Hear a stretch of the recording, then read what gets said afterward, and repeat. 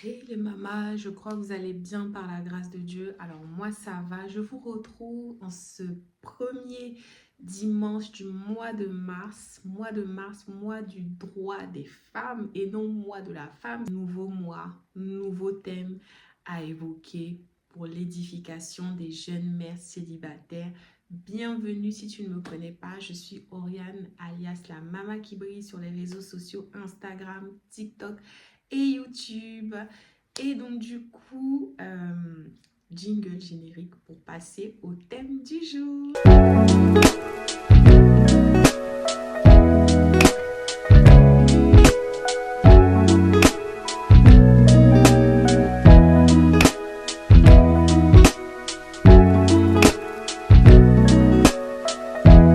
Alors aujourd'hui, on va parler, en tout cas j'ai eu à cœur ce mois de mars, mois des droits des femmes, de parler de comment bâtir son avenir professionnel en tant qu'une mère célibataire. Vous voyez, je me suis mise dans le mood. Voilà, je me suis mise dans le mood tout simplement pour annoncer les couleurs du thème. On a commencé l'année 2024 en parlant de vision au mois de janvier. En février, on a parlé de guérison intérieure.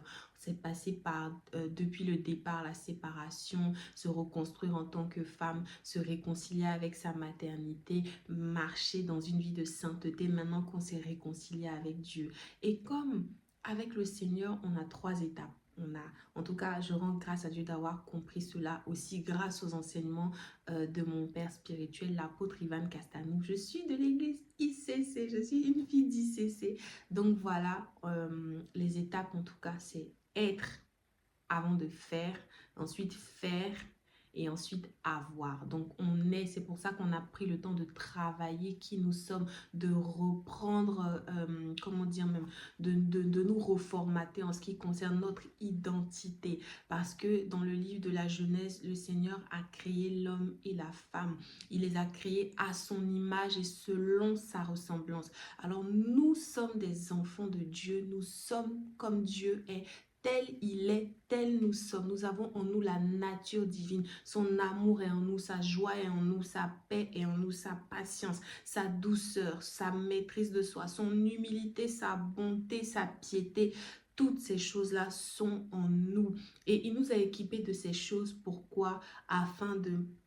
Quel est le mandat qu'il a donné à l'homme dans le livre de Genèse? C'était afin de bâtir, dominer, assujettir, être fécond. La fécondité, c'est pas seulement faire des enfants physiquement, c'est engendrer des choses, créer des projets, donner vie à des projets, donner vie à toutes sortes de choses qui n'existaient pas dans notre vie, dans chaque domaine de notre vie.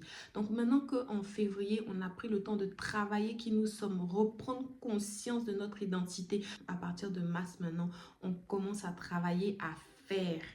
Donc voici un peu le contexte. Donc ce mois de mars, maintenant que tu es guéri et que tu as pris conscience de ta valeur, il est temps de faire. Parce que Dieu t'a donné cette identité, il t'a donné cet équipement de la nature divine en toi afin que ça soit le fondement qui te propulse en fait pour aller faire les choses qu'il t'a appelé à faire. Parce que la Bible dit que Dieu a préparé des bonnes œuvres par avance afin que nous les pratiquions. Donc, ma sœur, tu n'es pas seulement une maman.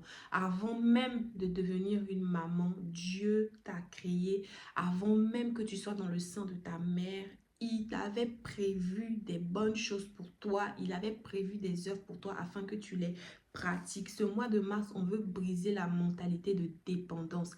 Oui, quand on dit maman célibataire aujourd'hui, en tout cas dans la société française, on pense allocation familiale, on pense une personne qui ne s'en sort pas, on pense cas social, on pense souffrance, alors que ce n'est pas du tout ce à quoi Dieu nous a appelés. Ce n'est pas le bon plaisir de Dieu de voir les mamans célibataires toujours tendre la main, toujours attendre les pensions alimentaires, les allocations familiales pour pouvoir vivre, pour pouvoir s'en sortir, même abandonner leurs rêves, abandonner leurs projets, abandonner leur carrière sous prétexte que maintenant elles ont des enfants. Moi qui te parle, j'en suis une. Et pourtant, je ne suis pas, je ne touche plus la CAF depuis des années. Je n'attends pas forcément une pension alimentaire du géniteur de mon fils pour pouvoir m'occuper de lui. Enfin, Je ne juge pas celles qui touchent les allocations. J'en ai moi-même touché. Donc, je ne peux pas venir faire genre. C'est pas possible. C'est une grâce de Dieu d'être dans un pays qui nous permet, voilà, de bénéficier de prestations sociales. Et puis, en plus, c'est la contrepartie des impôts qu'on paye, hein. Il y a une vraie redistribution des richesses. En tout cas, je rends grâce à Dieu pour la France. Il y a une vraie redistribution des richesses. Ça fait que même si tu payes beaucoup d'impôts, mais derrière aussi, tu reçois aussi beaucoup. Donc, c'est une grâce de Dieu. Mais ce à quoi je veux t'emmener, ce que je veux t'emmener à comprendre aujourd'hui, c'est que Dieu ne t'a pas créé pour que tu subisses la vie. Pourquoi est-ce que c'est important de bâtir son avenir, de bâtir son avenir professionnel, d'avoir une vision que tu vas mettre en place pour pouvoir réaliser des grandes choses dans ta vie? Ça fait tout simplement partie du mandat divin que Dieu a donné à l'homme. Il a dit... multipliez-vous, remplissez la terre, soyez féconds, bâtissez, assujettissez, dominez. Donc, on n'est pas venu, en fait, on a une part à prendre. On est sur un territoire, on a des parts à prendre, on a des choses à accomplir, on a des choses à réaliser, on a des choses à laisser à notre prospérité. On ne peut pas venir comme ça et puis partir. Dieu nous a équipés, il a mis en nous ce qu'on appelle des dons et des talents. Et ces dons et talents-là ne sont pas pour nous, ils sont à mettre au service des autres parce qu'on aura à rendre compte de qu'est-ce qu'on a fait de ce dont Dieu nous a équipés. C'est pourquoi tu ne dois pas, tu dois penser à réaliser des choses, tu dois penser à conquérir des territoires, tu dois penser à un champ et à l'acquérir. Le proverbe 31 parle de la femme vertueuse. Il dit, elle pense à un champ et elle l'acquiert. Tu vois, la femme du proverbe 31, c'est une femme au foyer. Hein. Mais cette dame-là, elle est entrepreneur. Quand elle pense à un truc, elle acquiert. La Bible dit qu'elle est comme un navire marchand qui ramène ses provisions de loin. C'est une femme battante, c'est une femme qui a des rêves, c'est une femme qui aspire à des grandes choses. La nuit, elle ne dort pas. Le matin, elle se lève plus tôt que sa maison pour pouvoir, comment dire même, accomplir des choses, travailler, réaliser des choses. Donc nous, c'est bien la preuve, c'est bien vraiment le passage phare de la parole de Dieu qui montre que les femmes ne sont pas venues être là juste comme ça dans le monde, comme une décoration. Nous sommes venus pour accomplir des grandes choses.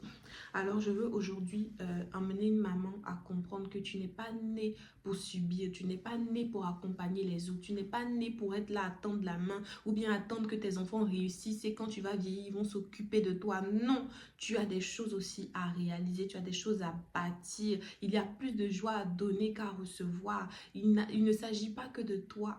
Dieu ne t'a pas donné ses dons et ses talents pour qu'ils dorment en toi. On aura à rendre des comptes. On aura à rendre des comptes. Comme je te disais tout à l'heure, les dons et les talents ne sont pas pour toi, mais ils sont pour les autres. Dieu les a mis en toi afin que tu les utilises pour bénir les autres, pour accomplir des choses. La Bible dit que le monde attend avec un ardent désir la révélation des fils de Dieu. Ça veut dire que toi, là, il y a quelque chose que Dieu a déposé en toi, que des femmes attendent, que peut-être même des hommes attendent, que peut-être même des enfants attendent. Il y a des choses que Dieu a déposées en toi qui transportent la libération d'autres personnes. Exemple pratique. Moi, aujourd'hui, donc je suis devenue maman célibataire, mais j'ai appris, je me suis réconciliée avec Dieu. J'ai été restaurée de tout ce que j'ai vécu et j'ai appris des choses dans mon parcours.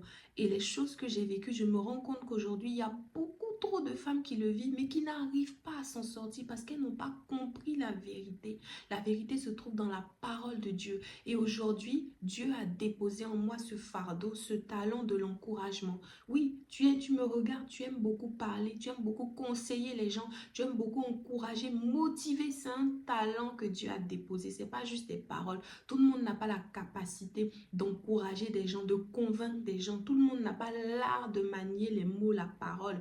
Donc, si tu es une femme qui parle beaucoup, tu es bénie parce que ça s'appelle un talent. C'est un talent que Dieu a déposé en toi. Tu as un talent oratoire en fait. Tu as un talent pour encourager. Tu as un talent pour conseiller. Tu as un talent pour motiver. Tu ne dois pas t'asseoir avec. Donc, c'est ce que moi, j'ai décidé de faire. Quand j'ai pris conscience de mon identité et que j'ai pris le temps d'aller à la recherche des talents, des trésors que Dieu a déposés en moi, qu'est-ce que j'ai fait? J'ai décidé tout simplement de me lever. J'ai prié.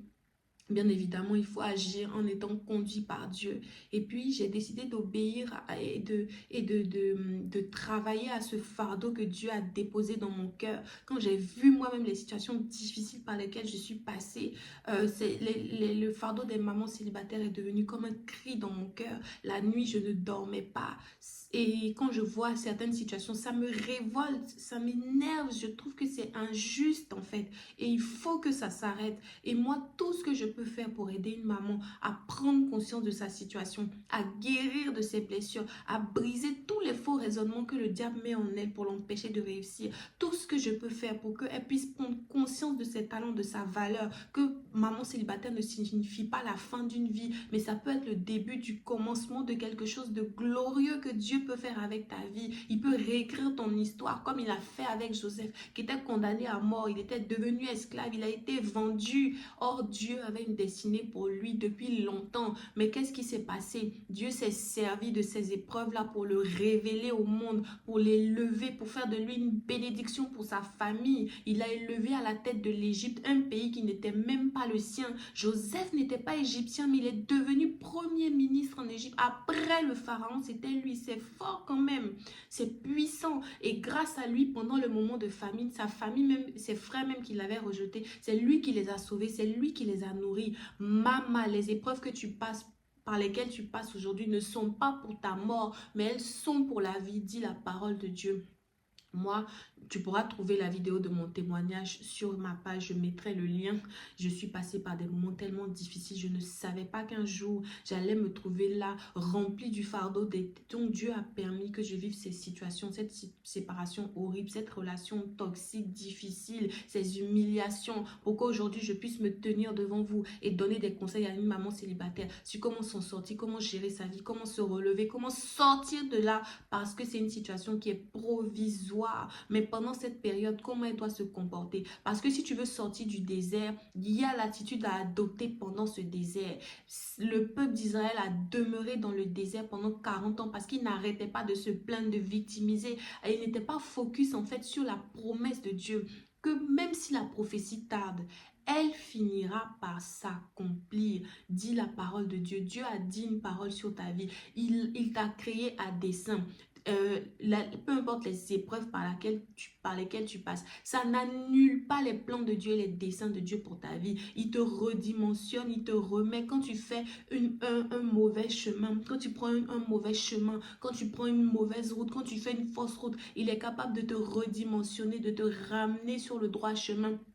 Comme un GPS grâce au Saint-Esprit. Quand tu prends une mauvaise direction, tu vois, même quand tu tournes dans la mauvaise direction, quand tu conduis, le GPS, à partir de là où tu es, il est capable de recalculer un nouveau chemin pour te ramener sur la bonne voie, pour que tu puisses atteindre ta destination.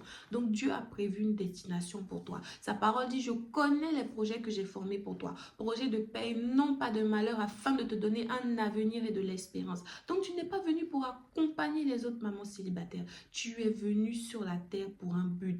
Ton identité là, c'est pas que maman. Ça fait partie, ton rôle de maman là, ça fait partie, c'est un aspect de ta destinée. Mais c'est pas là toute ta destinée. Tu dois pas concentrer toute ta vie sur un seul aspect de ta vie. Ça serait gâcher ta vie. Tu vas tout rater, tu vas passer de côté, tu vas faire une fausse route. Et ce n'est pas normal. Et donc moi, mon but, et toutes les femmes qui font la même chose que moi par la grâce de Dieu, c'est de te ramener sur le droit, c'est vraiment de contribuer à ce que tu reviennes sur le droit chemin, à te redimensionner, à t'encourager, à t'aider à ouvrir les yeux, à prendre conscience de là où Dieu t'attend, de ce que Dieu peut faire avec toi, de la femme de valeur que tu es, qui doit se lever.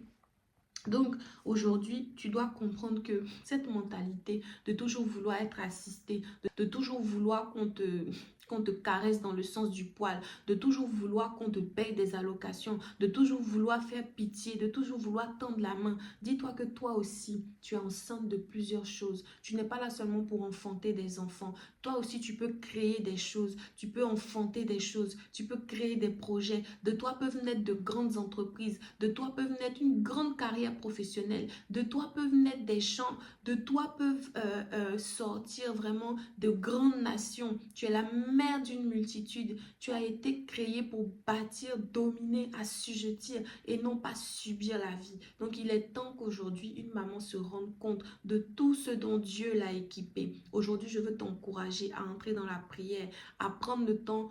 C'est tellement important de prendre le temps avec toi-même, de t'asseoir pour faire un point sur quels sont tes dons et talents. Je sais qu'il y a une femme qui me dira, mais moi, j'ai envie de faire des choses, mais je ne sais pas ce que je sais faire.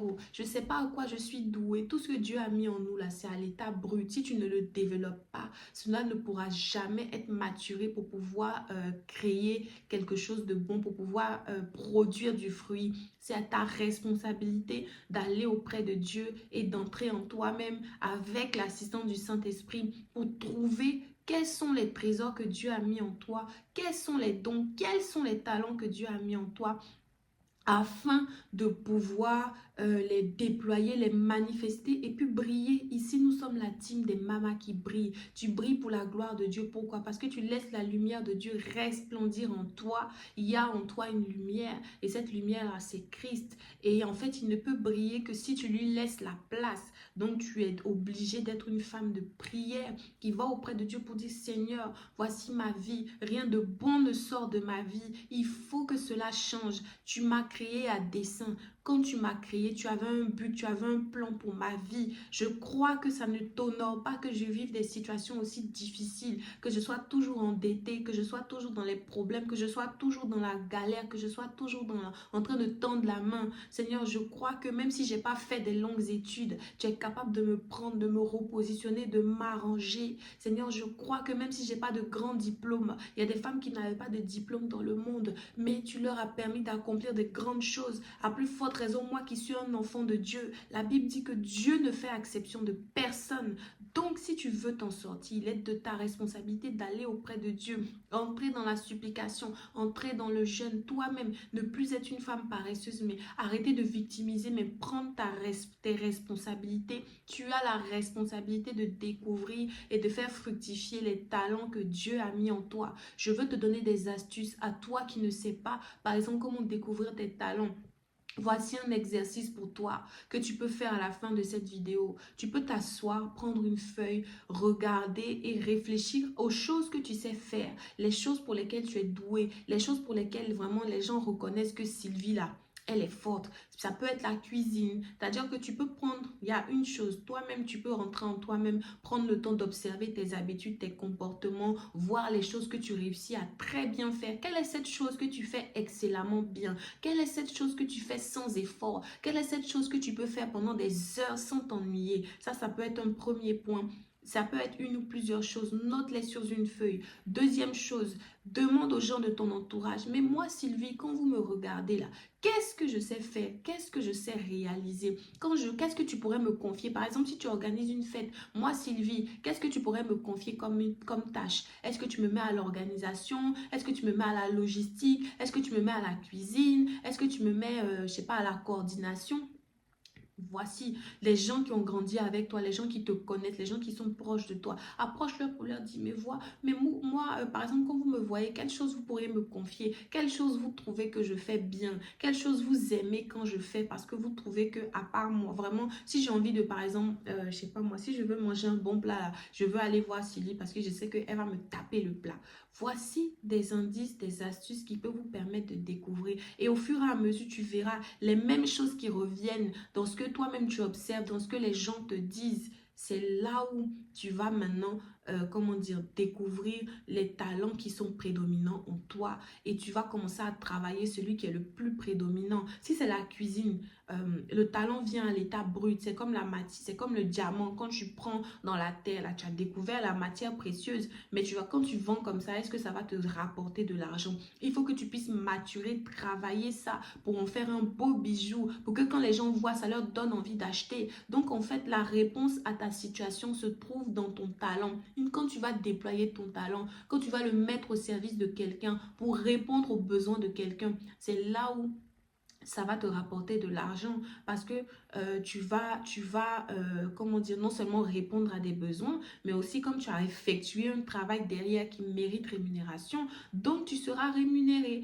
Par exemple, moi, j'ai écrit un livre. Depuis que je suis petite, j'écris. Vraiment, c'est comme écrire pour moi, c'est comme une thérapie. Ça me fait du bien, ça me libère, ça me détend. Je retiens par l'écriture, donc j'ai une intelligence visuelle. Donc, tu vois, tout ça, il y a des types d'intelligence. Toi, est-ce que ce que comment tu retiens? Est-ce que tu retiens ce que tu vois ou bien ce que tu entends? Voilà, qu'est-ce que tu écris? Voilà, des choses comme ça. Qu'est-ce qui se passe? Apprends, rentre en toi-même. Apprends à te connaître aussi. Tu peux pas être là dans la vie comme ça, le vent va te souffler. Est-ce que tu es une feuille? Non. Tu es quelqu'un de solide, tu es quand même une créature d'un enfant de Dieu, tu n'es pas n'importe qui, donc faut pas que le monde te considère comme n'importe quoi. Dans la vie, chez nous les Ivoiriens, on dit, mais la façon dont tu te donnes là, c'est comme ça qu'on te prend en fait. Donc tu as la responsabilité vraiment de travailler, de te battre en fait pour pouvoir laisser sortir de toi des belles choses pour la gloire de Dieu. Et alors que vraiment tu écoutes ce message, je prie pour que le Seigneur ouvre tes yeux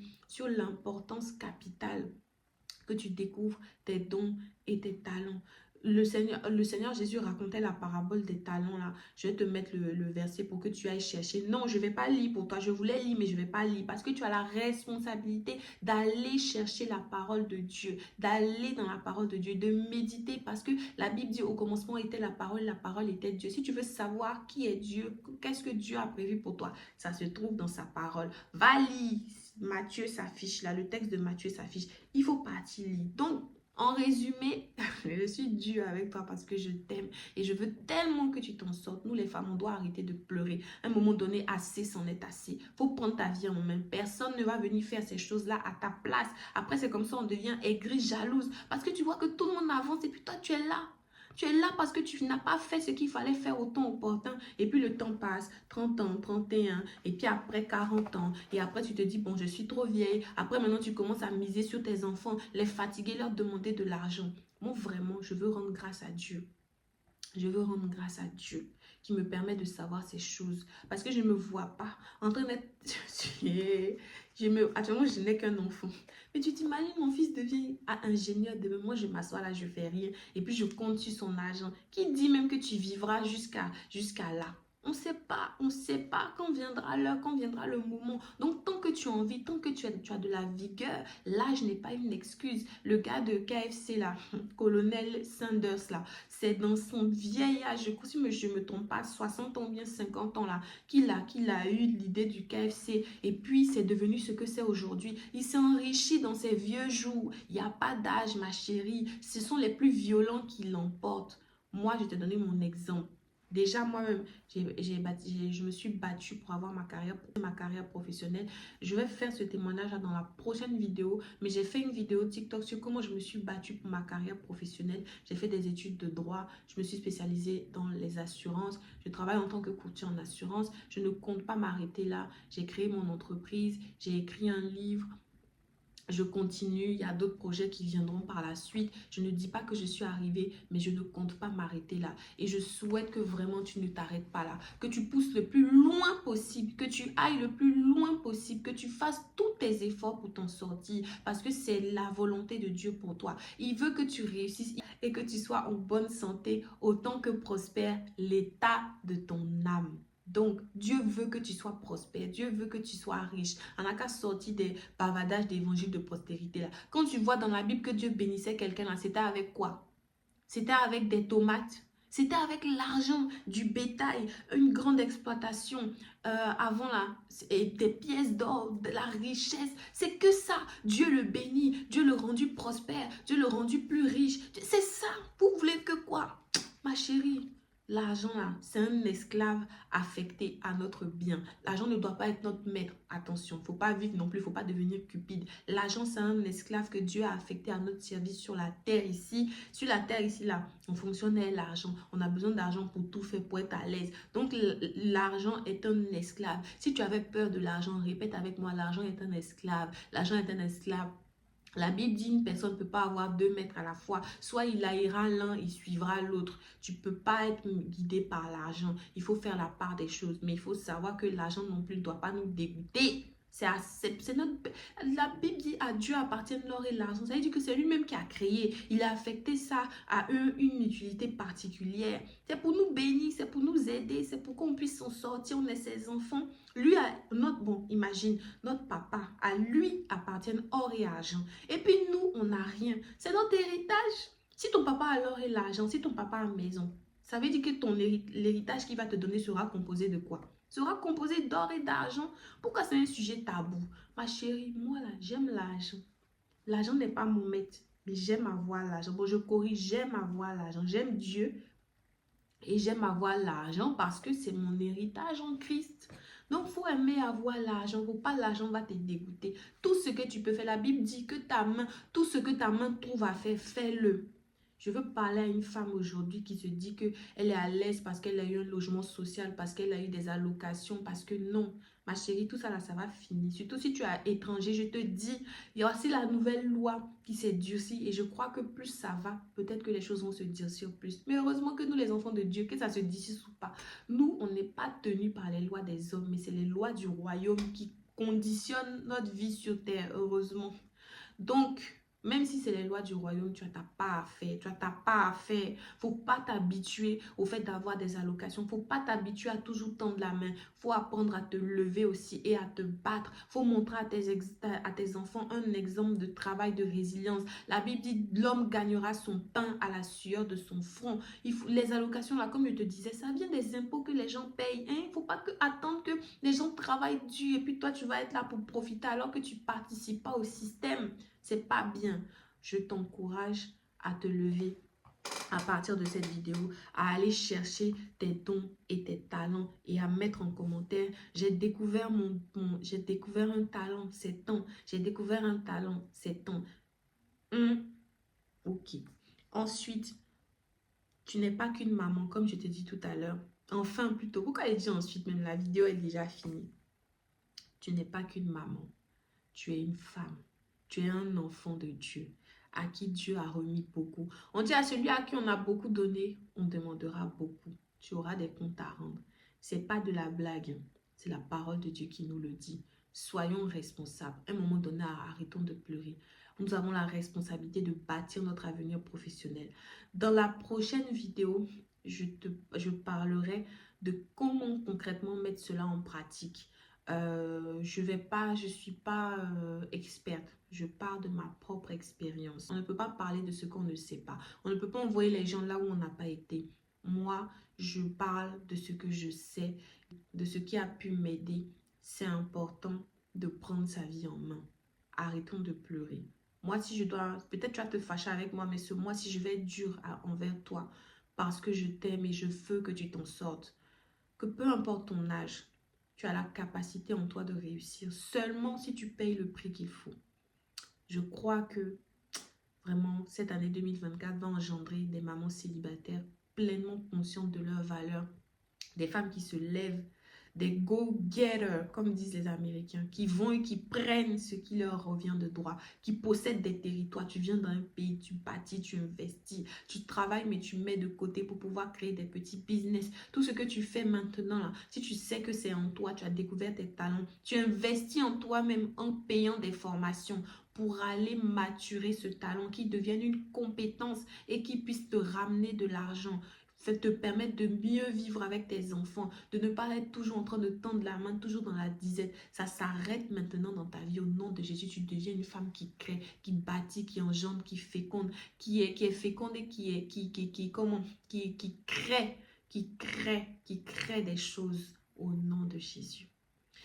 Je vais créer notre groupe WhatsApp entre mamans, les mamas qui brillent, dans lesquels on se retrouvera pour parler, pour échanger dans des vidéos Zoom, pour s'écouter, celles qui ont besoin de parler, d'échanger. Je serai là pour vous. Ensemble, on trouvera des solutions. Mais en 2024, on ne peut pas rester comme ça. Je vous invite à me rejoindre sur les réseaux sociaux Instagram, TikTok, où je mettrai plus d'informations et je mettrai en bio le lien pour intégrer notre groupe WhatsApp des mamas qui brillent. Que le Seigneur te fasse du bien. Bisous!